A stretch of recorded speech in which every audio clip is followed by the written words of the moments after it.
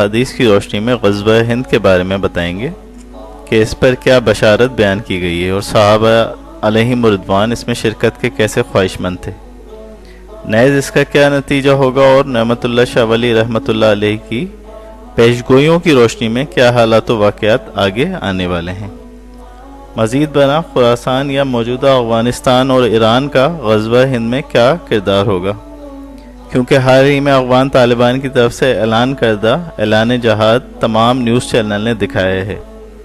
یاد رہے کہ نعمت اللہ شاہ ولی رحمۃ اللہ علیہ نے اپنی پیشگوئیوں میں بتایا ہے کہ غزوہ ہند بڑی اور چھوٹی عید کے درمیان شروع ہوگا اور 6 سال تک جاری رہے گا، اور اس میں مسلمان دہلی فتح کر لیں گے انشاءاللہ۔